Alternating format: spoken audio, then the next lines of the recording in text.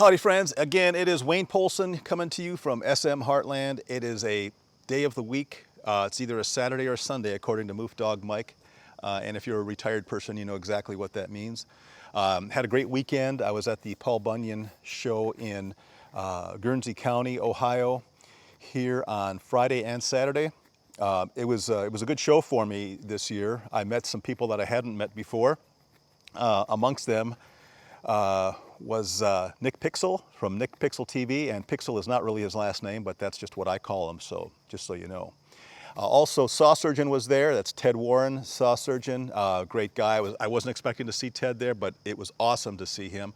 Who else was there? Darren from Woodruff Woods, and I met him for the first time. And then there was Dan.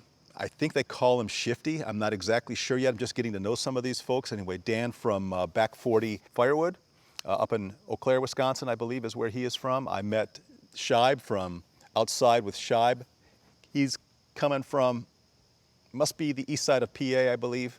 So it was a great weekend. I mean, we networked, we had fun, we talked, we saw stuff. My wife, Susie Q, finally showed up over there at the show on Saturday. And so it was a great weekend. Weather was perfect. Sunday, we got a little bit of rain, but I wasn't there for Sunday, so it didn't bother me at all. Listen, I've been meaning to kind of tell you guys some things about this property that we're on. I mean, I know that those of you who've been following this channel know all about it, but this is SM Heartland. There's a history to this thing, and I'm not going to get into it all here. I'll try to maybe at some time in the future give you a little bit of a historical overview, but let me just tell you right now, we are homeless, living here at a 53-acre plot called SM Heartland. This is originally my wife's property and her late husband. So I married into this, folks. I can't claim that I had anything to do with this property, except that now what I do with my time here is I just try to improve it, try to make it better. We sold our house, some time ago to my stepson, Zach. And he kicked us out promptly. Just kidding, he did not. He was gracious enough to let us stay there, and we could still be there if we wanted to, but Susie sort of gave me the boot and said, hey, follow me out to SM Heartland if you want to stay married. We'll put our roots in down there. So I jumped on it, folks. So we brought our camper. We have a 33-foot motorhome, and we brought it down here probably the second week of July.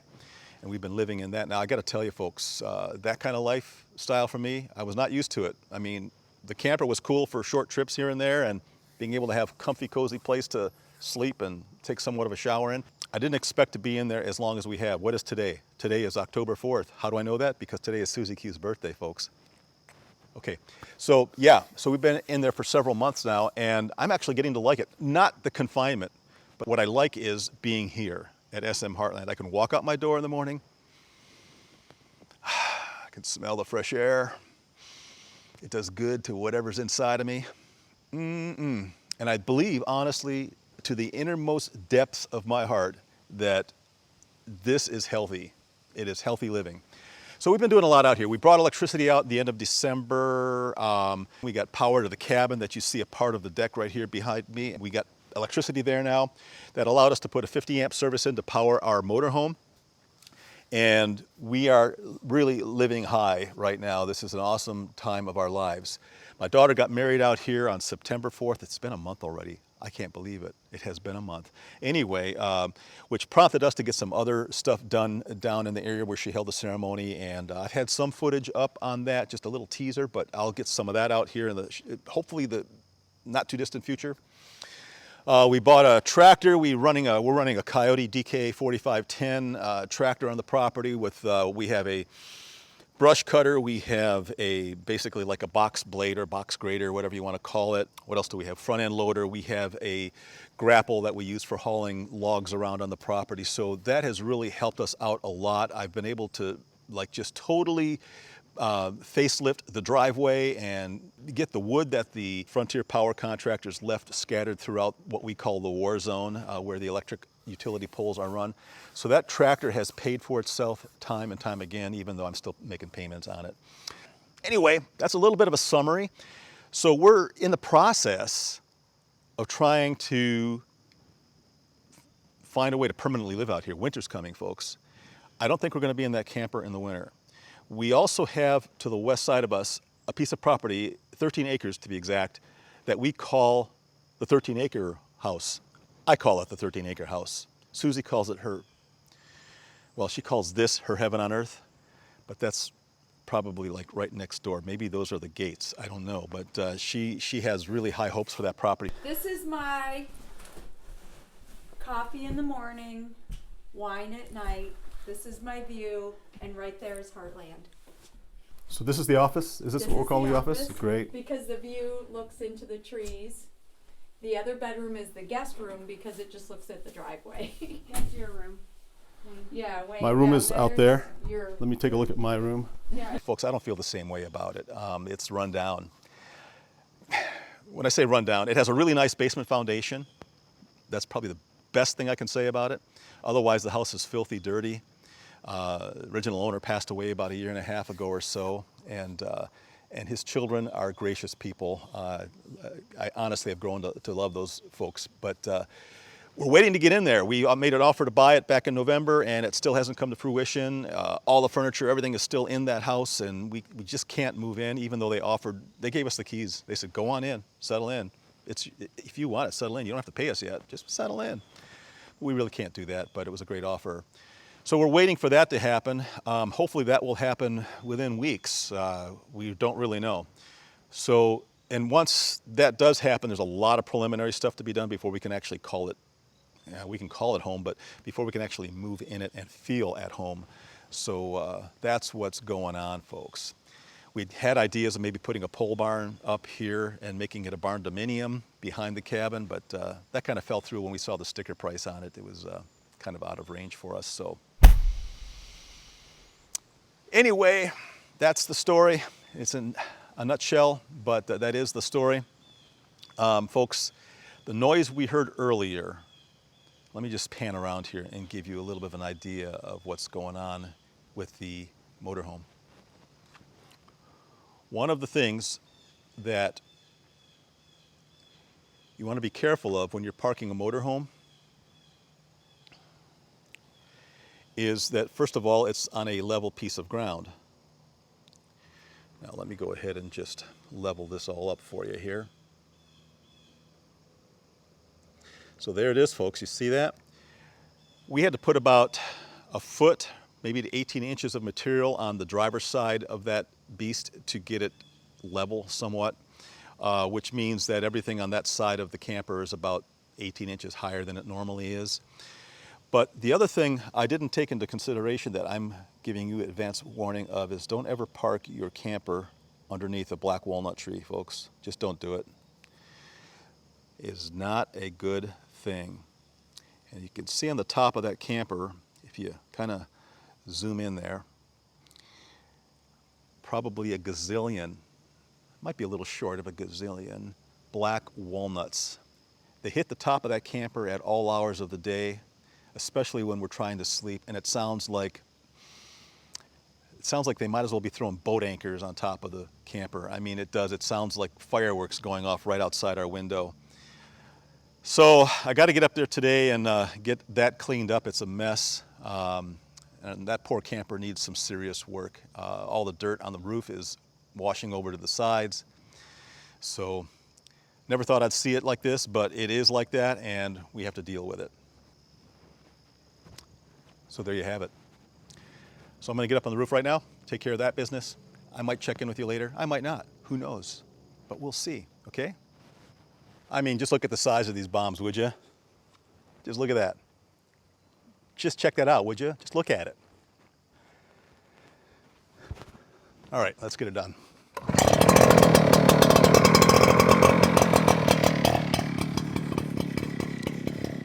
Echo PB 9010 T.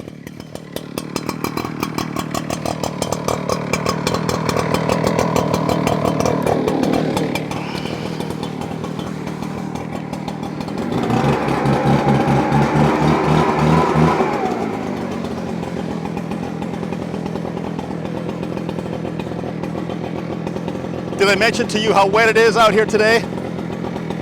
It's been raining, folks. It's wet. pray for me.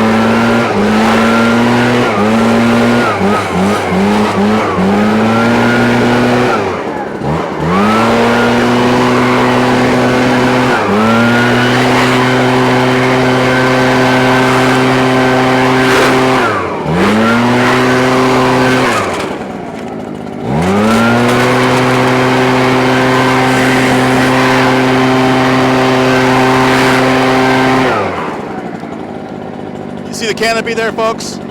It's a disaster. Got to replace it one day. That'll be a video.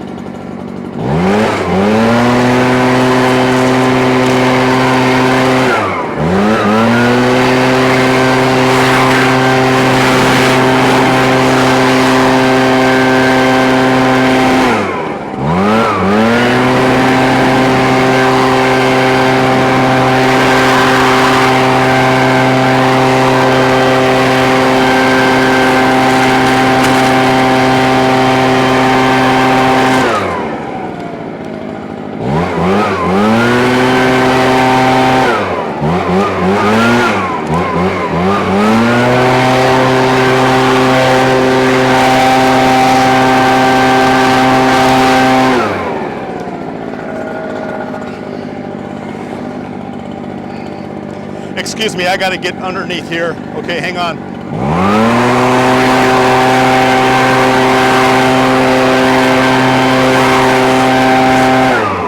Sorry about all that movement.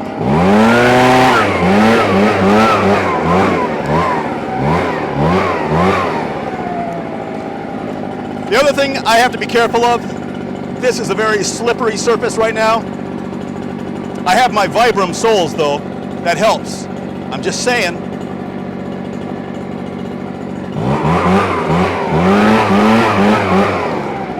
I think I'm done.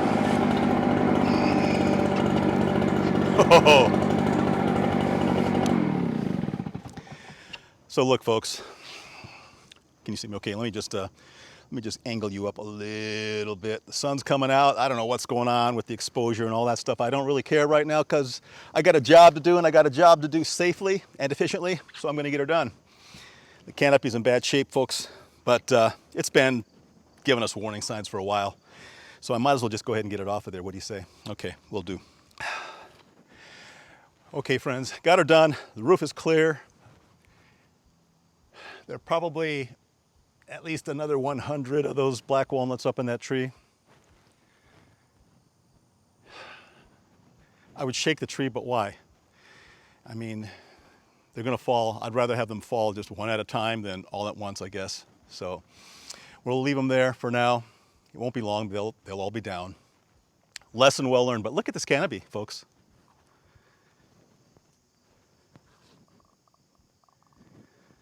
I mean, first of all, we couldn't even extend it fully because of this cherry tree sitting right here. At least it was some shelter so we could get inside the door without getting rained on while we unlock it and so forth.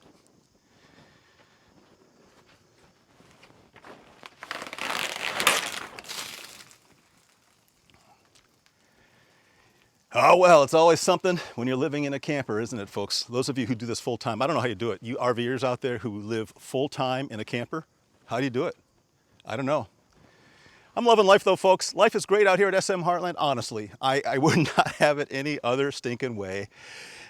You know, what is life without an adventure? That's why we called our tree service Adventure Tree Service. We're all about adventure, folks. So you might as well come along with us and just check it out. If you want to come and share the adventure with us, come on out, come on to SM Heartland. We're right here in Northeastern Ohio.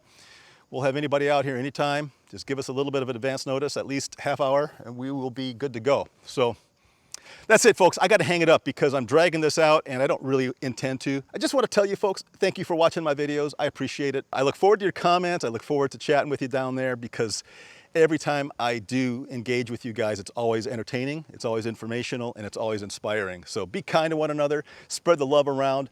I'll see you guys in some other videos some other time on a Saturday or a Sunday. We'll see.